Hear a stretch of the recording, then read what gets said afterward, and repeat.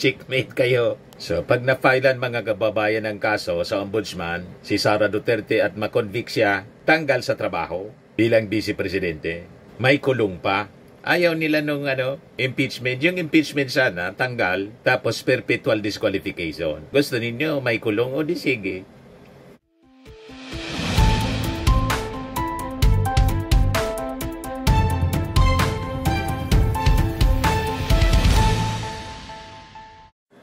Hello po mga kababayan, si Dante Maravillas.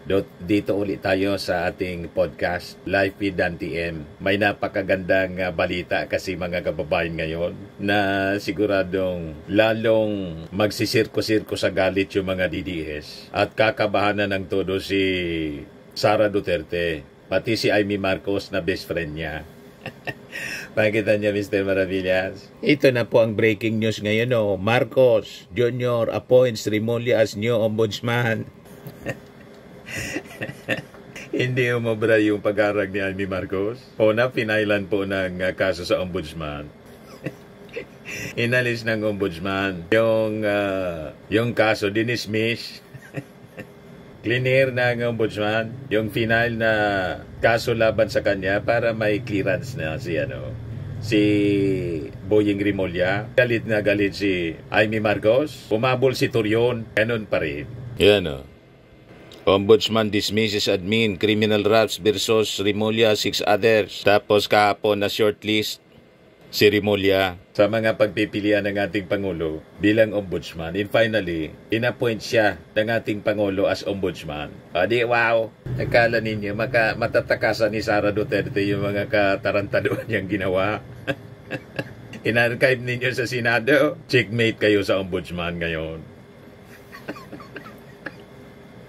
O diba? Ito kahapon si Amy Marcos, nagmamaktol. Mukhang plansyado na. Kung hindi makakalusot yung impeachment, nako yung plan B. Ayaw ninyong palusutin. Diretso na tayo sa plan C. Plansyado na ang lahat. Surprising pa ba yun, ma'am, o in-expect nyo na? Ang totoo, in-expect ko na kasi patungo na ron yung sobrang bilis na pag-dismiss ng iba't ibang kaso sa ombudsman, yung last-minute clearance ni Atty. Laugan, ganoon din yung sudden inclusion. Iyak ka na. Remulla, talagang binabaliktad na yung sarili nilang mga patakaran, hindi na sinusunod yung batas, at talagang wala nang rule of law dito sa ating bansa. Nakakalungkot po. Kayo man lang ang nalulungkot. Tinusuportahan ang appointment ng bagong JBC member kahit kilala ko siya at alam ko na mahusay siyang huwes, talagang kinakailangan na alamin natin ang mga patakaran sa JBC.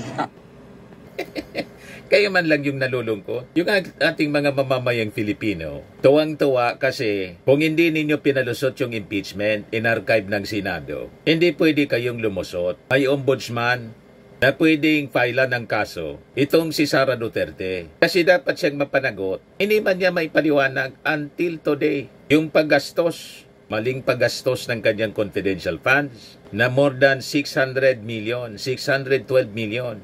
You see, ang gusto ninyo na mangyari kasi, kalimutan na lang namin. Hindi maaari po ang ganyan. Kung naniniwala kayo na hindi guilty si Sara Duterte, bakit hindi ninyo pinos yung impeachment trial para marinig ng mga mamamayang Filipino kung siya ba talaga nagkasala o hindi? Ang problema po, nagtulong-tulungan ninyo sa Senado.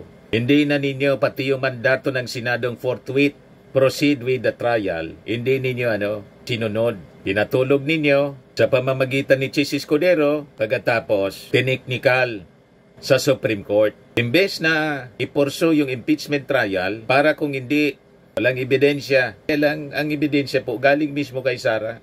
Yung pagbabanta sa ating Pangulo, recorded. Pagbabanta sa ating Pangulo kay Martin Romualdez, kay Lisa Marcos, recorded. At lalo recorded yung mga acknowledgement receipts na puro chichirya.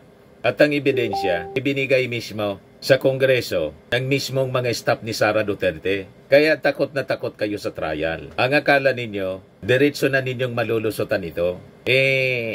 Matalino yung ating Pangulong Bongbong Marcos. I-appoint ko niya si Boying Remulla. bilang ombudsman para checkmate si Sara Duterte.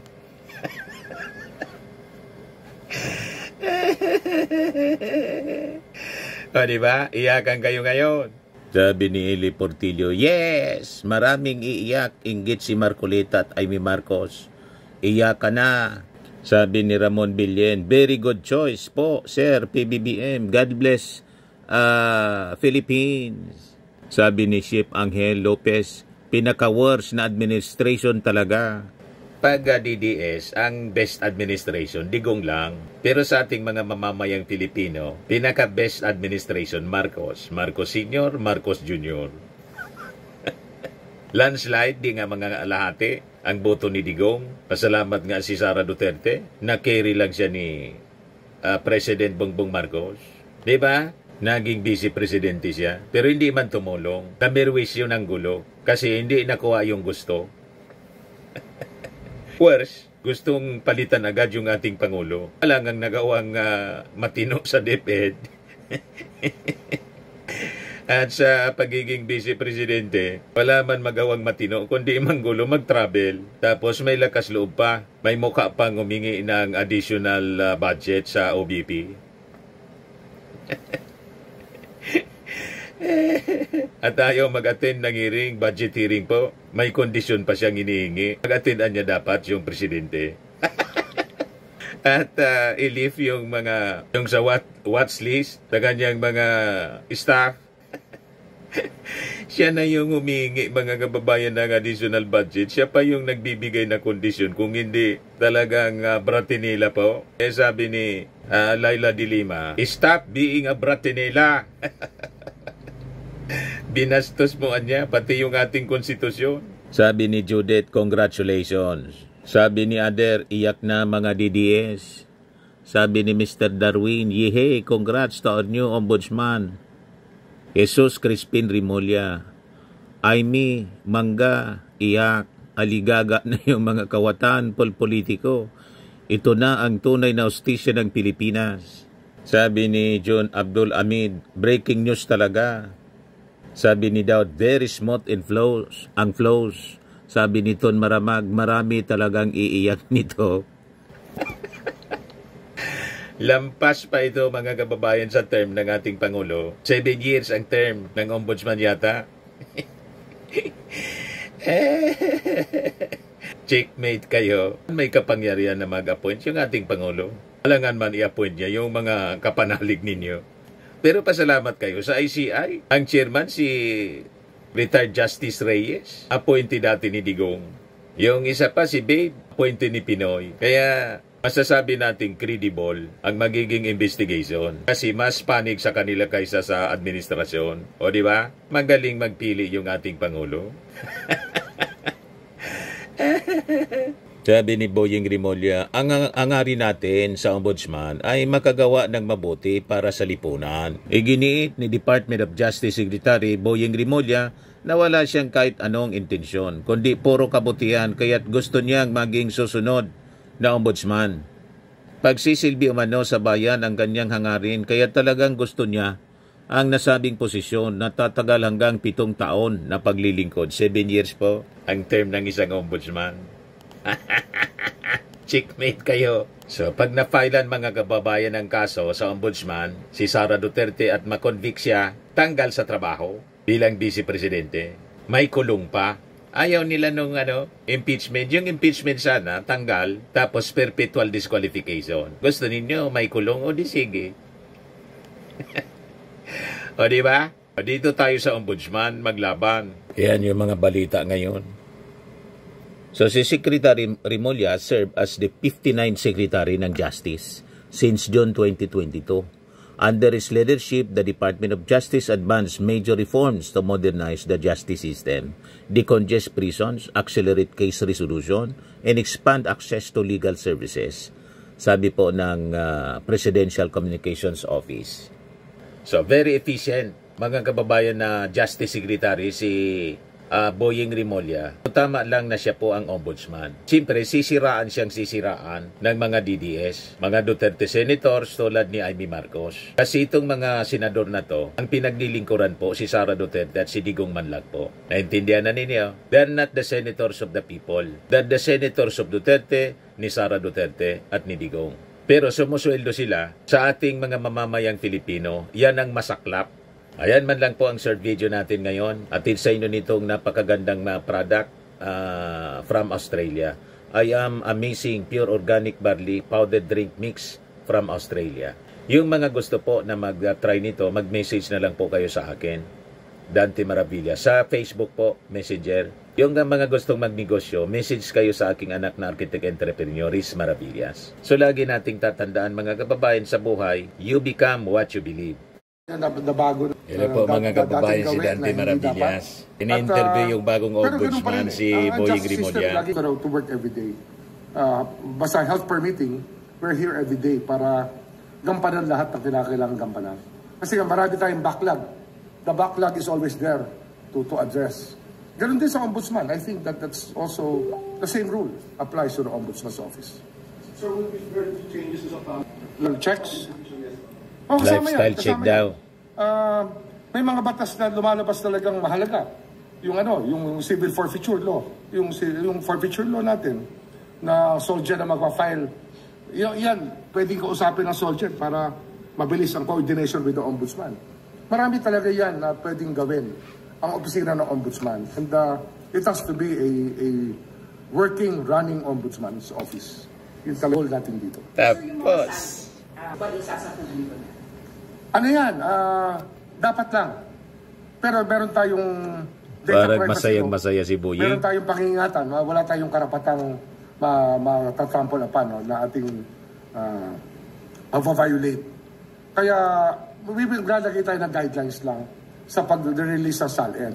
And basically, unang-una ayaw natin yung subject ng data privacy law, dapat igalang natin lahat yan. At pangalawa, hindi dapat maging risk yan sa mga tao na i-release mo information. Kasi baka mamaya talagang naglahad talaga ng figures yung tao, ang isang opisyal, marami siyang cash, baka makidnap pag nilabas natin lahat. Correct. At siguro isa pang bagay na dapat, yung sharing ng information. Ano ba purpose? Ba't kinukuha ang SALN? Kung ito yung investigative journalism, sana naman i-share ang findings. Exactly all the findings should be shared with the Office of the Ombudsman also. Para naman, not left in a lurch, not left in a void ang Office of the Ombudsman. Makinabang din naman. Sa pag-release ng information, we get information back also. Sir, you mentioned and yung interview niyo po sa media na gusto niyong makatuwang yung sa paninigo. Crowdsourcing. Crowdsourcing, malaking bagay yan. Gagawa tayo ng mechanism para makuha namin ang gustong ilahad ng publiko tungkol sa mga taong dapat imbestigahan ng Office of the Ombudsman. Usapan yun kasi how it runs right now, how the caseload of the Ombudsman.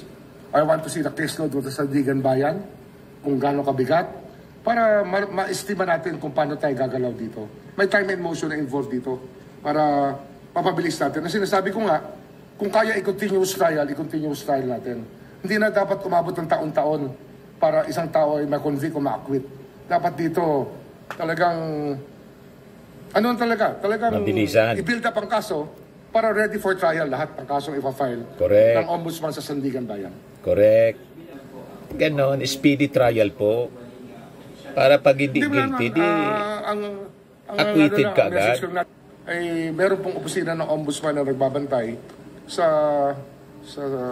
pagganap natin sa ating tungkulin, at kung tayo hindi tatalima sa batas, ay mayroon pong nagbabantay pa rin at pananagutin po ang hindi susunod sa batas. Okay? Carry on. I think that we're in the right direction, so they should carry on the fight here. Fight for justice.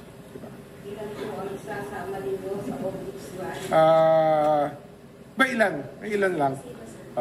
Hindi, basta tanong mo na. Malalaman nyo na lang. Di ba? May surprise si Boying. Ano yan, gagawin ko ng... May magbabago nga surprise yung announcement. opisinang yan. Kasi I really think that we have to be more transparent. I think that public accountability starts with transparency. Para... Hindi, we will make it different. Kailangan talaga baguhin na natin to. Okay? Salamat. Picture. Tuwang-tuwa si Boying at yung mga kasama niya sa DOJ. Kaya nanginginig na yung mga korap, mga kababayan. Kasi sabi ni Boying Rimulya, wala tayong sisinuhin. Walang secret cow. Wala itong sisinuhin. Ang trabaho ng ombudsman para sa buong Pilipinas, hindi sa isang kampo ng politika. Kaya wala tayong sisinuhin dito. Correct. DOJ policy na evaluate muna ang kaso para to weed out yung mga nuisance cases. We will be adopting the same sa ombudsman. Siyempre, dapat taasan ang standard. Sabi ko nga, dapat mawala yung weaponization ng office. Dapat dyan talaga hanapan ng ebidensya at yung ebidensya matibay. Para pag final na, ang idea natin dito iba yan. No? Actually, hindi naman iba. Alam to ng lahat ng abogado. Pag kumpleto ka sa ebidensya at ang kaso ay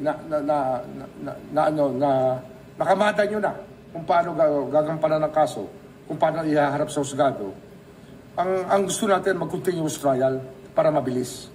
At iiksian natin ang taktika ay susubukan nating maibsan, mabawasan yung mga taktika ng pagdidelay ng kaso. Delaying Kasi tactics. ang naging tendency na marami, i-delay yung kaso, sabay sasabihin, they were denied the right to a speedy trial. Hindi ho pwede yan. Dapat dito talaga yung benchmarking ng lahat ay magawa para bilisan natin ang trial ng kaso. Ayusin ang ebidensya para tuloy-tuloy ang takbo. And ano yan, pwede naman kausapin dyan ng makikipag-dialogue ako dyan sa Sandigan Bayan para magkasundo naman sa bagay na ito. Kasi nga, ang justice system, dalawa yan, hindi naman DOJ lang yan o ombudsman eh. Ang isang parte niyan talaga ang court system. Kaya pag-uusapan namin yan para hindi na manaig ang mga taktika para humaba ang mga kaso. Marami po kayong anti-discuss na iwanan sa DOJ. Bakit hapon? Tiwala naman tayo na nasimulan na natin ang dapat magampanan ng DOJ.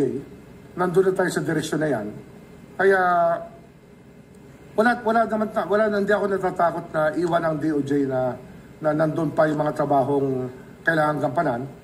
Pero, siyempre, ito talaga yung 3 taong kong ginagawa na araw-araw. So, mag-a-adjust pa tayo. Mag-a-adjust. Sir, meron ka bang mga list of names na i-recommend sa Pangulo na pwede pumalit sa iyo bilang Secretary of Justice? Hindi pa namin napag-uusapan. Yung una muna yung officer in charge. Yung officer in charge or acting pagdating ng Biyernes. Not necessarily related sa those projects, pero is there any government agency that you think that the ombudsman should pay special attention to? Ano to eh, buong gobyerno to eh. The whole government system is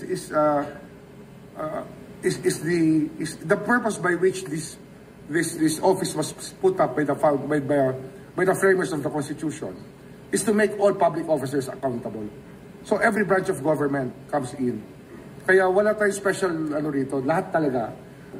We should live by the code of ethics, ethical standards, at lahat ng mga batas natin dapat sinusundan talaga. Kagaya ng sinusumpaan natin tuwing tayo nag-a-assume ng office. Sir, nung una po kayong pumapak dito sa DOJ, sa una po nating interview, dinescribe niyo po yung DOJ na masalimuot yung mga problemang dinatnan niyo po sa sistema. How are you leaving the DOJ? Well, hopefully that we've set the right direction for it. Marami tayo na bago na dating gawi na hindi dapat. At pero ganun pa rin eh. Ang justice system, laging catch up yan. The deadline is always yesterday. Yun ang sinasabi ko lagi. Kaya there's always a sense of urgency with what we do here in the office. That's why we go to work every day. Basta health permitting, we're here every day para gampanan lahat ng kinakailangan gampanan. Kasi marami tayong backlog. The backlog is always there to address. Ganun din sa ombudsman. I think that's also the same rule applies to the ombudsman's office. So will be 30 changes as a policy ng lifestyle changes? Lifestyle checks? Oh, kasama yan. Kasama yan. May mga batas na lumalabas talagang mahalaga. Yung civil forfeiture law. Yung forfeiture law natin na soldier na magpa-file. Yan, pwedeng kausapin ng soldier para mabilis ang coordination with the ombudsman. Marami talaga yan na pwedeng gawin ang opisina ng ombudsman. And it has to be a working, running ombudsman's office. Yun talaga yung goal natin dito. Sir, yung mga salin, ito po ba isa sa publiko na? Ano yan? Dapat lang. Pero meron tayong data privacy law. Meron tayong pangingatan. Wala tayong karapatang matatrample upon na ating ma-violate. Kaya lalagay tayo ng guidelines lang sa pag-release ng SALN. And basically, unang-una ayaw natin yung subject ng data privacy law. Dapat igalang natin lahat yan. At ng mga reactions ng mga tao, tago na yung dapat magtago, lalo na si Dailustay. Sari-sari po. Sabi ni Pugahan, alam na, ipipilit ni Bangag yan. Sabi ni Speed Masanay, the Filipino people are watching you. Baka wag na wag ka magkamali, Rimulya. Baka ikaw na ang maging dahilan para tuluyang mapatalsik ang amo mong si BBM. Wala man po. Malabo na mapatalsik si BBM. Yan ang balita ngayon. No? PBBM, hindi kabado sa mga nag-uudyok sa armed forces na magbitiw ng suporta sa gobyerno. Professionals po ang armed forces natin. Ano yan? Mga uto-uto na maniwala doon sa mga retarded generals na nang-udyok po para sila makaupo. May promise sa kanila kasi na pag napatalsik si PBBM, sila din ang take over sa gobyerno. Malabo. Ito, pinag-aaralan daw or pag-aaralan ng gobyerno kung yung mga panawagan for withdrawal support for Marcos are seditious, treasonous. Sabi po ni Jose Castro, Malacanang will take a second look at calls for military to withdraw support from President Marcos Jr. to determine if such calls are acts of sedition or treason that are punishable by law. Sabi ni Jose Castro, aralin po kung ano po mismo ang naganap na dito para kung may dapat na managot, siguro po dapat na makasuhan. Pero according to General Browner po at General Jose Nartates, ay mananatili po silang loyal sa konstitusyon at sa chain of command. So wala pong dapat ikabahala ang taong bayan patungkol po dito. Kaya malabo yung mga panggagatong ninyo. Baka ang bagsak ninyo dyan, kulong dahil sa nakasuhan kayo ng sedisyon. Sabi ni Alex Sago, God bless po, congratulations. Sabi ni Randy Matt Jasen, kinatutuwa mo pa, Sir Dante Maravillas, ang korupsyon na nangyayari? Sino man nagsabing kinatutuwa ko? Kaya nga, gusto kong ma-impeach si Sara kasi issue yun ng korupsyon. Diba? At ikinagagalit ko yung pag-pressure ng mga senador kay Ping Lacson na magbitiw sa posisyon bilang chairman committee on Blue Ribbon Committee sa Senado. Kasi ang ibig sabihin nun, cover up, matapos na ibunyag ni Ping Lacson na almost all sa mga senators sabit sa insertions. Paano mong nasabi na galit ako sa o natutuwa pa ako sa korupsyon? Galit na galit nga ako sa korupsyon. Kaya dapat hindi makaupo si Sara Duterte, na anak ni Digong, na si Digong, nagsabi siya mismo na marami din siyang nanakaw, kaya lang naubos na. O di ba? Siya mismo nagsabi. Kung patunay, ang balik tanong mo, hindi nga masolusyonan ng flood control dahil poon mo mismo ang puno. Paano naging poon mo mismo ang puno? Referring to BBM, na siya mismo yung nag-expose ng corruption sa flood control. Siya yung nagsabi, maya naman kayo. Ang pinaniniwala ninyo, yung propaganda ng mga DDS, kasi DDS po kayo, naniniwala kayo sa sarili ninyong kasinungalingan. Walang issue sa flood control kung hindi in-expose ng ating Pangulo at in-establish niya yung sumbong sa Pangulo. Walang ganitong investigasyon. Siya mismo yung nagpapa-imbestiga. Ano ba? Lahat baliktad yung mga sinasabi ninyo. Kung talagang hero yung poon mo, Marcos mo, dapat matuldukan yung natuklasan niyang ghost project kuno at mapanagot ang nasa likod nito. Yun ang ginagawa ngayon. Kahit ikaw, alam mo mismo sinong nasa likod. Tumahol na nga yung tuta pirmado ng puon mo at ano ang sabi niya sa statement? Di niya magawa nung isa lang siya at pirmado pa ni Marcos. Asan man sinasabi mong dokumento? Ang may pirma doon sa BICAM, si Chis Escudero. Wala man doon sa BICAM report na pirma si Martin. Ni pangalan niya wala. Sabi ni Deputy Speaker Puno, hindi nag-attend ng ng BICAM conference si Martin. Malinaw sa resibo. Walang Martin Romualdez. Yan Senate President Chis Escudero nakapirma. Walang Martin Romualdez dyan. May nakita kayong Martin dyan. Yan Grace po, chairperson sa Congress, Saldico. Ito galat, ito senador. Ito galat, congressman. Walang Martin Romualdez dyan. Nagbubulag-bulagan kayo. Gusto ninyo idiin si Martin Romualdez para ikonik kay President Bongbong Marcos. Yan ang agenda ng mga DDS at Duterte senators. Huwag kami, hindi kayo lulusot kasi walang resibo. Ang may resibo sa mga kaalyado ninyo. Sabi ni Joel Basquinas, iyakan talaga. Sabi ni Amy, the day of reckoning has come. Tourist na lang, may git. Ho, ho, ho, ho. Yes, congratulations Mr. Remulla. Nag-iyakan mga company. Iyakan sila. Nanggagalaiti ang mga DD sheets.